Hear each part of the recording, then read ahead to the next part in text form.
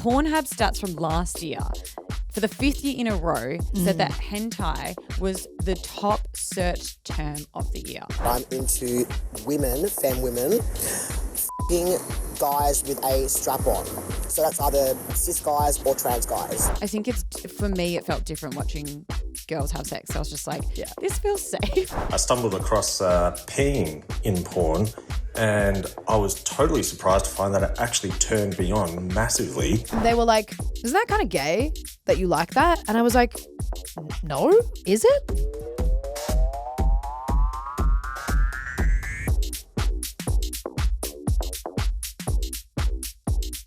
Hi, I'm Dee Salmon, and on the weekend, I discovered that I absolutely hate shrimp. You're only just now? Like it took you that long? Well, okay. What happened was it was my partner's 30th birthday lunch with his whole family. And basically his beautiful mum made this insane paella, but it was a seafood paella. Yum. And I discovered whilst I was eating it that I actually really, really can't handle a whole shrimp, like with the eyes and the tentacles and the feet staring at me on my plate. Yeah. So that's actually the problem. It wasn't really like the prawn. It was like seeing it with like a full head body as a living organism. Way too fishy for me, way too alive. And so every time she looked away, I had to like quickly shove it on my partner's plate. Did you eat like the body or you didn't? Oh, no. Not at all. You didn't even go there. No. Okay. Shoved it. That's a new discovery. Cannot handle the full shrimp. Okay, I'm going to say something really brave. Hi, I'm Pip Rasmussen, and I challenged myself because you didn't even try and eat it. No. I ate haggis for the first time on the weekend. Can you explain what that is? So haggis is the national dish of Scotland. It's a savoury pudding made from sheep's offal, which is heart, liver, lungs, minced with oatmeal, suet, onion, and spices, traditionally cooked in a sheep's stomach. Let me just tell you this. I will try anything once, right? I'm known to eat whatever food. Like I'm really like adventurous when it comes to that thing. But when I smelt this, my stomach actually turned. There was like this weird greasy smell to it that was like really foul. We should give a trigger warning for people listening. And I don't really get queasy. And I was like, whoa, this is like intense. But I ate some because I'm brave. And also I really did want to try it. And it actually tasted really good. It tasted like the stuff inside a sausage roll. So now I am questioning Australian sausage rolls. We need to do a haggis roll. Well, no, I was going to say, what do you call it? Like a national inquiry. Like what's in them? Because why does it taste like haggis? I mean, put onion and garlic on anything and I'm sure it'll be okay. Yeah, but like even like liver, heart, all right, stomach. Okay, all right, we're going to get into this episode. Anyway. We are talking about taste. Yeah, but not in food. We're talking about taste in porn. Yeah. So off the back of Heated Rivalry, which we have an episode out already, we noticed obviously that a lot of straight women after this show realized that they are really into gay porn, specifically like male on male. And we were like, let's explore this and see what other people are into and whether their porn taste has surprised them a little bit. Yeah, and what you've discovered, because you might be into, for example, a certain type of BDSM or kink or fetish that you might not actually be into in your real life. Yeah, you're like, I would never tie somebody up and so it's like, that. what have you discovered about yourself about what it is about this particular porn that you really like? Yeah. Maybe you're the kind of person as well that like has never watched anime and you judge it and you're literally like, nah, that's lame. But then you found yourself like watching hentai and being like, wait, I'm kind of turned on, and like the extreme fantasy of it and seeing somebody get fucked with some tentacles. You're like, damn, I'm kind of into that. And I think as well what we're going to explore is when it can be a bit confronting. So say you are a really staunch feminist, but you love watching gangbangs or consensual, non-consensual porn. And that can be really confusing. Yeah. It's a really interesting topic. And I think what we want to preface before going into this is that we're really not the experts on this, and we absolutely will get an expert to speak to a lot of this.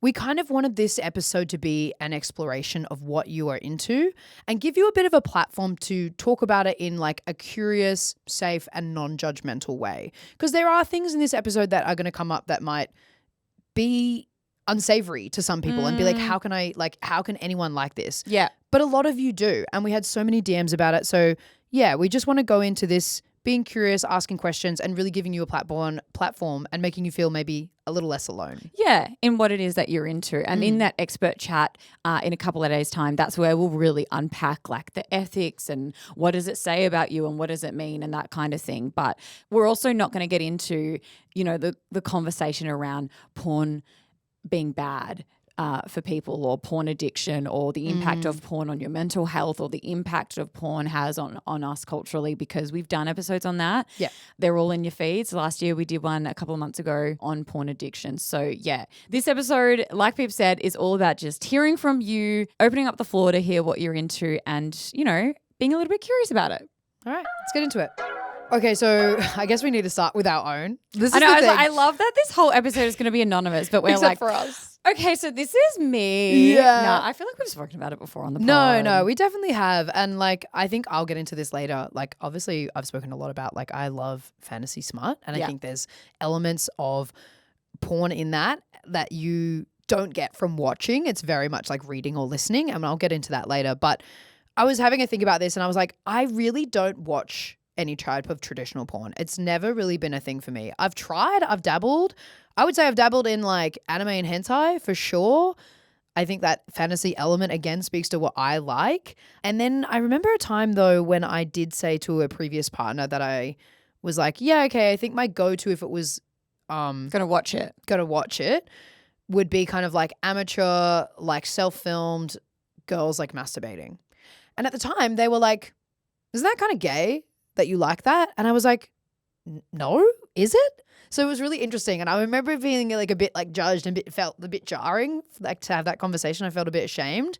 You are literally watching, for some people watching porn means trying to picture themselves in that scenario.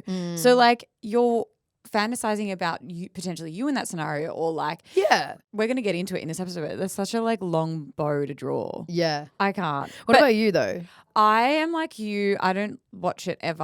I think when I was younger and I just wanted to explore my sexuality a bit, I mainly watched lesbian porn or girl on girl. And I think it came looking back, reflecting for this episode, I think it came from a place of feeling safe. I don't know. I think I find mainstream heterosex really jarring and violent and degrading and misogynistic, and it just never felt like something that would ever get me off. I think for me, it felt different watching girls have sex. So I was just like, this feels safe. And statistically, women having sex with each other, they gonna have more pleasure and orgasm potentially. So when you see a guy and a girl, I'm like, I kind of just know that you're faking it because you're porn stars or you're acting, or maybe there are some amateur porn where it's they're clearly a couple and they just know the routine and they know how to do it. But yeah, I completely know where you're coming from with that. If it's ethical or OnlyFans or whatever. But I think growing up, we didn't know. It was just Pornhub. Yeah. But I think I'm a big reader like you. Mine isn't so much romantasy or smut. I'm such a Pride and Prejudice yearning type. Slow burn. So when I was watching Heated Rivalry, it was more about the feet touching and the hands touching under the table that I loved, and the old 1800s skirt above the ankle. I loved that kind of real slow burn. Yeah, but it's so annoying when you're reading a book like that and then it's a fade to black when they're clearly about to have sex and you're like, no! Yeah. So I'm that's the kind of stuff that I Yeah. love reading, is the real old Victorian era. We shouldn't be doing this, but we are kind of energy. Yeah. And I want to acknowledge everyone who's like us in that they're I don't really watch porn. And maybe you don't even listen or read any either. There were tons of you in the DMs, but obviously let's focus on everyone who was I've got an opinion about porn. Yeah. I have a lot of things to say and I like a lot of different things. And trust me, the specifics that you went into, we were needing to Google. I thought we were the experts on this, but I was oh no, I don't know any of these acronyms. I'm what's going on? And so many of you DM'd being sorry, what the hell is this? Yeah. So we'll try and give little explanations when we do come across them. But yeah, we'll read out a couple. And like Dee said, changed every single name on this, so don't stress. Marcel saying step siblings. Will saying cheating on partner, wake up sex, tearing tight sex. Again, very specific images there. Jack says cut cold, hot wifing, which is basically when your wife, your partner, has sex with other men with your approval. SPH, which is small penis humiliation. Had to look that one up. So very niche. Yeah. Andrew saying spit roasting, which is like two people on either side, one in the mouth, one in the back. Male, female, male, group play, bukkake, which is a Japanese term for, well, I don't know the direct translation, but it's basically when a bunch of men ejaculate on a woman's face, usually a woman. Justin loves watching pregnant porn. Very niche. Mm-hmm. Trey, JOI, jerk off instructions. Yeah. The performer knows their role and takes care of you to help get you what you want. We had to look this up. And so basically it's literally like, it's almost like a guided like masturbation video. It kind of sounds really wholesome, Is actually. it a bit is it like dom and sub, like telling them what to do? To be honest with you, I didn't look up Yeah, a video. I kind of wish I did now. The funny thing was, Pip and I were in the office like looking up so many of these terms, having no clue what any of them were, trying to hide our screens from the open plan office. Like Full minimized, like our bosses hand around, over. like trying, yeah, anyway. I actually can't believe we got If we're not through here to next it. week, it's because we got fired. Cowie says cream pies are so hot. I don't know why I love it so much. And Tooley saying such an odd one, but I'm a lesbian who loves male solo masturbation. So like we're hearing, there are some very specific and niche. We're going to get into the main types of porn that people are watching. According to our DMs. Yeah, according to our DMs, but also what the research shows as well. But before we do that, Pip and I thought it's probably worth exploring a little bit around why people are consuming porn, right? So I think it's important to think about the intent before we get into some of these. And what we discovered from doing the research was that people are usually watching, listening, or reading porn for sexual pleasure and fantasy. For them, it's kind of a way to explore something that they might not be into, but something that they could like fantasize about. There's a very clear distinction about it not being something that they want to do, but something that they're into just, imagining or learning about or fantasizing about. Yeah, another reason would be emotional regulation. So whether you are stressed or you're bored, I think we've all been there where you're literally just like had a hard day at work or you've got a bit of time on your hands. That's another reason why people are watching. Which means that you might want to watch something that you just quickly can get off to. Yeah. So if you have we've spoken about this on the hookup before, but if you've trained your brain to only orgasm from specific types of sexual stimulation or whatever it is that you're watching or whatever, and you just like need to quickly de-stress and you're like, yep, if I watch cream pies, I know I'm going to come. Yes. So you might just only watch cream pies in that moment. Yeah. Another one would also be just like sexual curiosity and kind of like self-exploration as well.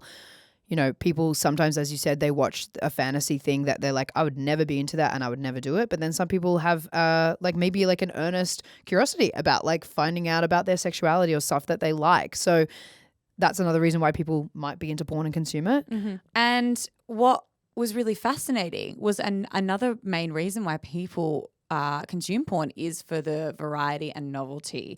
And this is something that we spoke about recently in that episode we did about phone use. But the expert we spoke to talked about how like the brain wants novelty.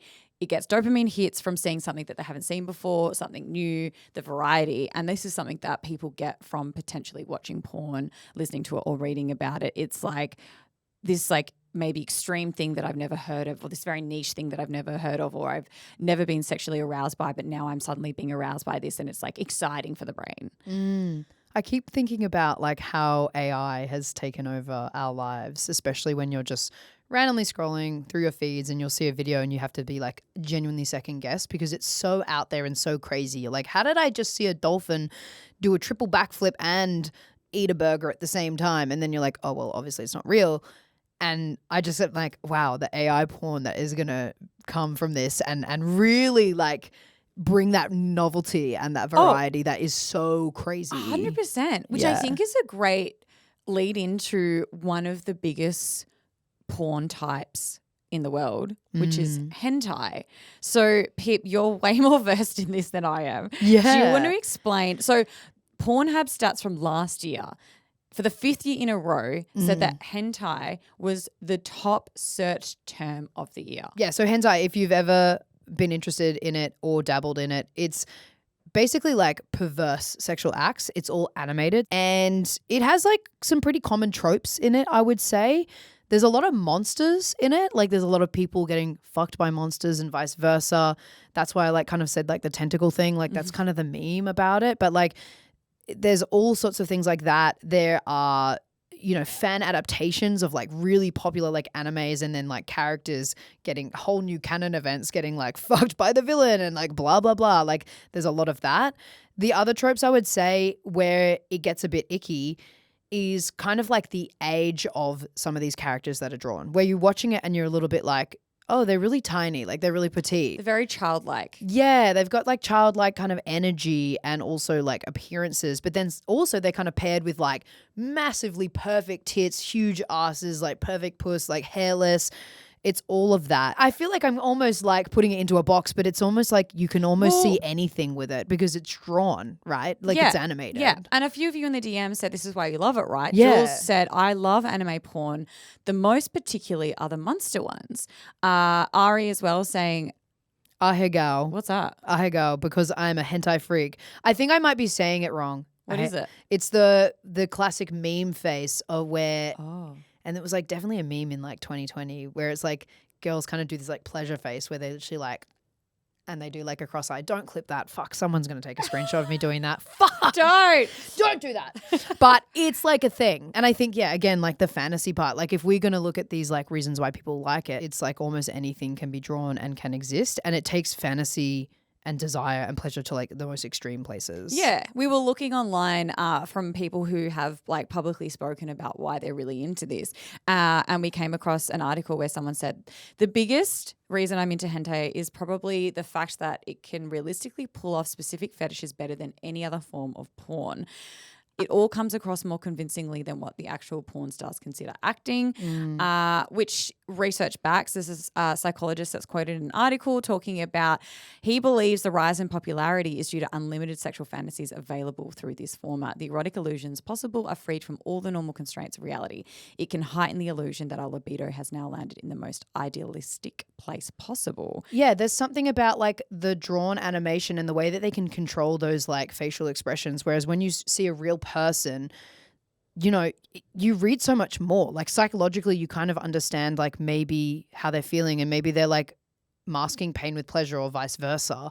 Whereas like this, it's like it's very controlled, and I think people sometimes potentially think it's more ethical in a way as well because it's like, oh well, it's just a drawing. Like nothing's really happening here. Yeah. And I think that's something we need to explore with the expert we chat to. But I do want to say that I think the term hentai has evolved so much, and culturally I think people just associate it with anime. It's like the DMs we got from people were like, I love monsters. Yeah. I love anime. I love seeing characters that I've watched Yeah. have sex. Yes. You know? Which is exactly what Tay told us about. I've gotten really into, honestly, Rule 34 because I started watching anime. And I started fantasizing a lot about the characters that I liked, which was very unexpected for me because I used to really dislike Japanese cartoons and animations. And now I found myself being extremely drawn towards characters and backstories. And I realized that I actually need a backstory in order to be able to feel something from porn. I know we started off really hard with that, but we were just kind of fascinated to know that like that was a really popular genre, and we did get a lot of DMs from people about it. I'm so floored, but I had no idea.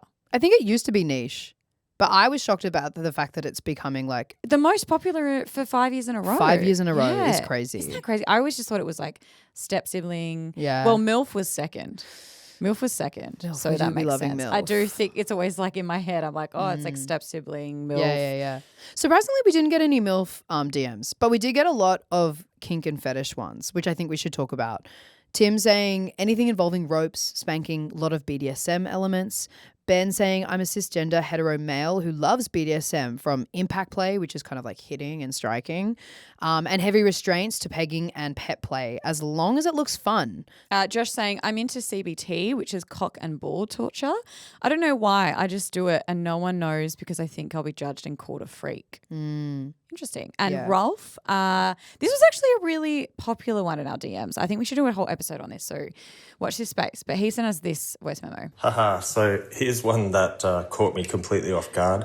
I stumbled across peeing in porn, And I was totally surprised to find that it actually turned me on massively, and even more surprised when I spoke to my partner about it and did it in real life. And it was, extraordinary. I would never have picked that for myself.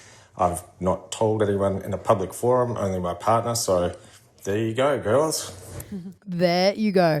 I think you're right. Let's definitely do an episode because we definitely got a few DMs and a lot on of you that. saying that you felt a lot of shame around it. So let's delve deeper into that because, there's no shame. There also were a lot of DMs from you talking about really loving trans porn. And I think obviously there is a lot of shame around that too. So we thought let's take a moment and talk about that.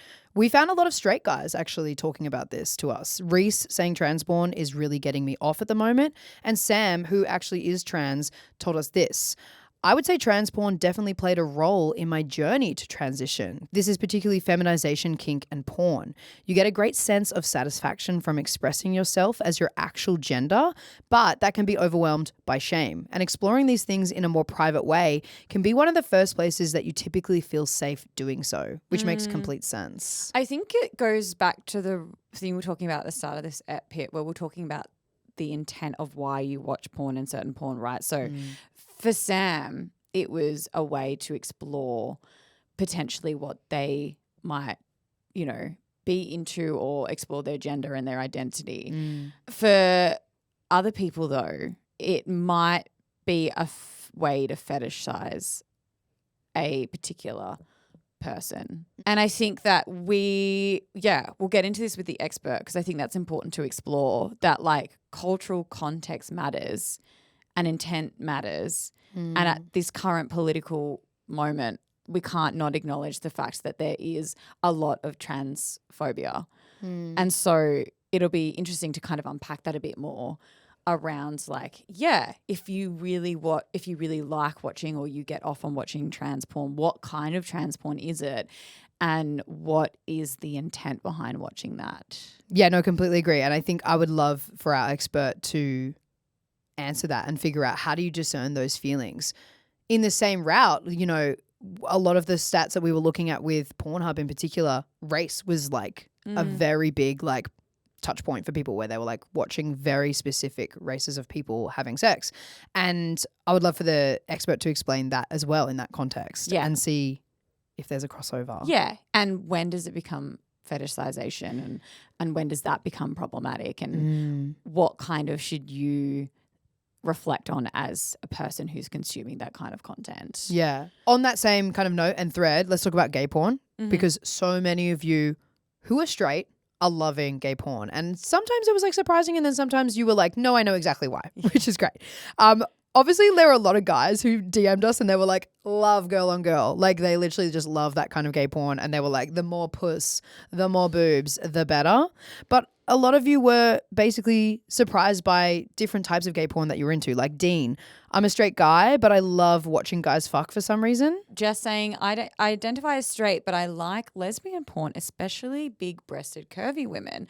And BB saying, I'm in a hetero marriage and I love watching same-sex couples. And Saskia, always been a big fan of smut books, especially gay MLM ones. So we got a voice memo from Han talking about this. So I'm a straight female and the type of porn that I like is mainly gay porn. I started with lesbian porn when I was younger and I think it's something to do with always feeling like sex is to please a male.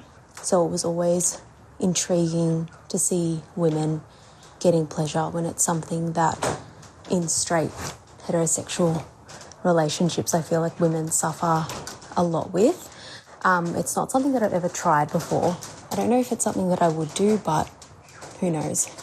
And I kind of like male-on-male gay porn also. And I think that's, again, to do with sort of like gender norms and, men being dominated that I sort of like because it's usually the other way around with like women being submissive.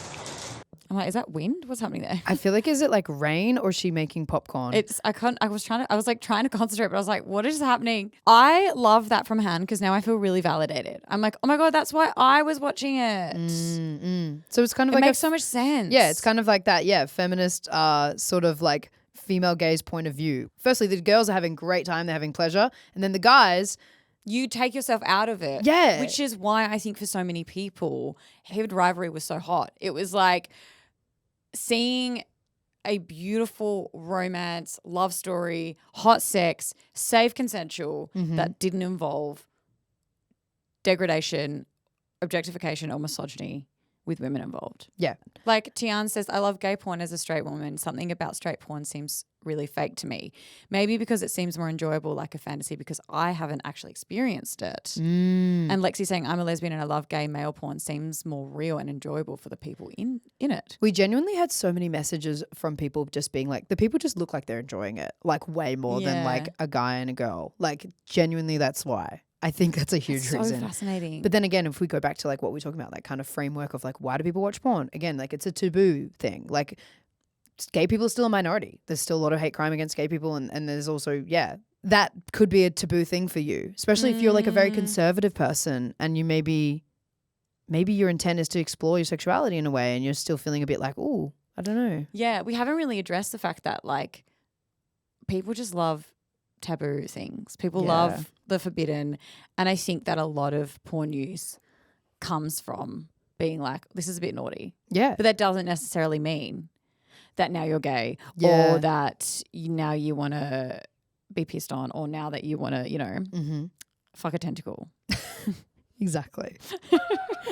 So another big thing that you DM'd us about what you're loving is kind of that subversion of traditional gender roles. So if we're talking about hetero, it's kind of like the man being like strong, provider, woman being like submissive, caretaker, gentle, whatever.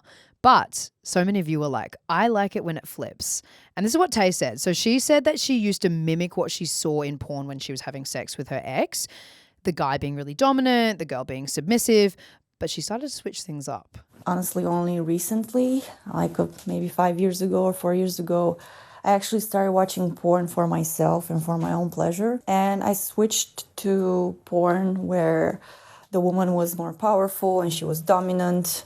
And then I tried to apply that in the bedroom as well. But I'm way more careful or scared to be dominant. Though when I watch porn, I watch very like sadistic women applying body pain and more intense DS relationships.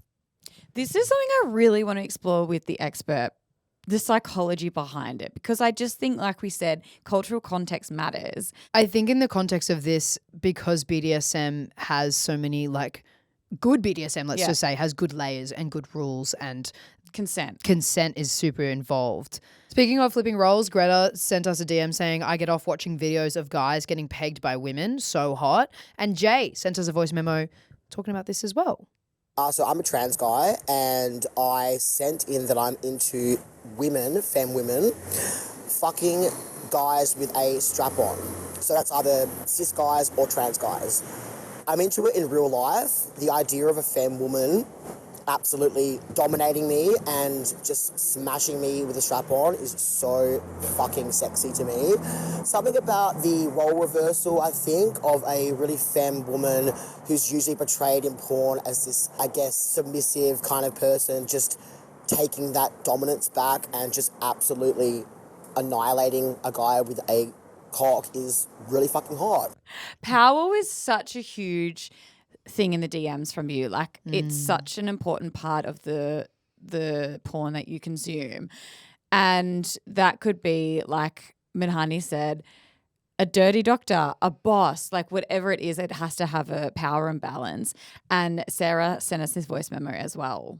I would say that the genre of porn that I always seem to keep coming back to is, I guess, porn in which the girl is taken advantage of, as strange as it sounds, and that seems to be like babysitter or, you know, stepfather or that kind of vibe.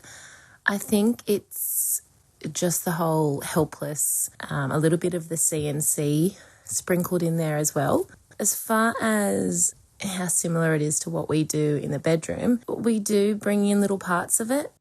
Yeah, James sent us a DM saying, I seem to really like hard mouth fucking or girls being restrained, but I'm not that dom in real life. We also got this voice memo from Josie who sent us this really great voice memo kind of explaining what's going through her head because she really loves rough porn as well. I'm really into watching rough porn.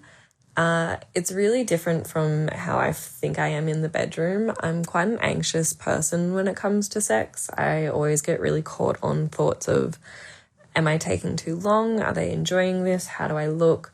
All those really fun things that really take you out of the experience of sex.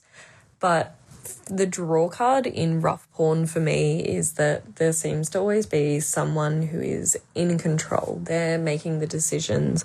They're changing things around to increase the pleasure. And the idea of someone who is in charge like that, I find really attractive because I wouldn't have the chance to be so caught up in my head with the sort of quick changes and the intensity of the experience. So that's what's always sort of kept me interested in that sort of rougher style of porn. That's interesting. Yeah. And like, great to see that you've reflected on like, why am I into this? And also then knowing like, this isn't probably going to happen in my real life, you know. On the same vein of like enjoying rough sex, but also feeling like it's a little bit problematic, we got this voice memo from Jay as well. Something about that taboo of, ooh, I would never do it in real life, but I kind of like watching it in porn. And interestingly enough, when I come or orgasm, whatever, I kind of have this feeling of guilt and shame after I watch it, like, oh, God, I would never do that in real life. I have so much respect for women. I'm a staunch feminist, but yeah, I will admit I really like watching a cis guy just quite aggressively have sex with a woman in porn. It must be so hard. So I can imagine it would feel really confusing and there would be a lot of shame if you couldn't help in private be like, I'm into this, because you're like, this goes against my values, my beliefs, how I show up in the world. It feels a bit problematic. Why am I into this? And like thinking about the cultural context I was talking about before. I think, and the way that people potentially deal with this is maybe not consuming like mainstream watchable porn in this sense. And I think that's why smut books have had such a huge rise, because more often than not, they're like female authors. It's written from the female gaze. And there's kind of a treatment of those plot lines and that kind of sex in a way that feels safer and more ethical to like enjoy. Well, you never truly know. You just don't. If the porn you're watching is ethical. You just absolutely have no idea. And they are real people in those rooms. Whereas when you're reading a fantasy book and you're like, oh, there's this plot line where it's like consensual, non-consensual, which is CNC, which is what we've been referencing. You're like, kind of like the hentai thing. You're like, well, it's written. These aren't actually real things. It's anime. And it's probably by a woman, and there's a really strong, like there's definitely a strong female presence when it comes to like smut books. So you kind of feel like you're in this community of people who kind of get it, and they're like, it's okay, we do like this thing, and it's probably against like our general values outside of the bedroom, but we can come in this safe space and kind of enjoy it. And no one is harmed. Yeah, that's what I think. Yeah. I don't know though. Yeah. It's interesting. Let's talk to the expert. Like Sarah said, I'm quite a dominant and confident person in real life, so it's nice to be taken advantage of in the fantasy world. That's what fantasy is for, right? To become a different person.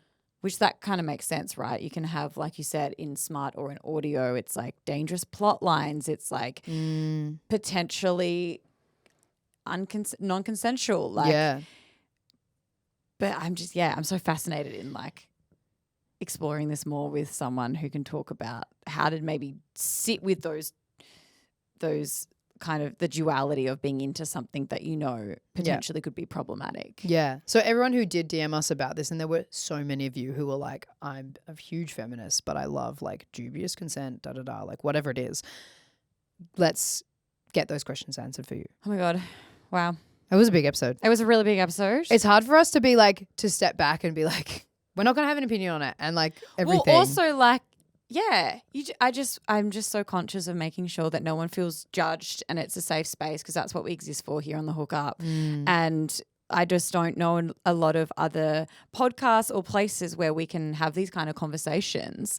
And I just think like we need to be able to talk about these things, and we need to get, you know, experts in the room, and we need to unpack things. And yeah. Yeah. And it's good to reflect like what is actually really going on for you in like this, we're trying the most unbiased way as possible. And like, yeah, we hope that you felt seen and enjoyed this. And if you have more questions like we do, like coming out of this, we're like, I have more questions than answers right now. yeah, I'm like, some of the abbreviations, I'm like, Yeah.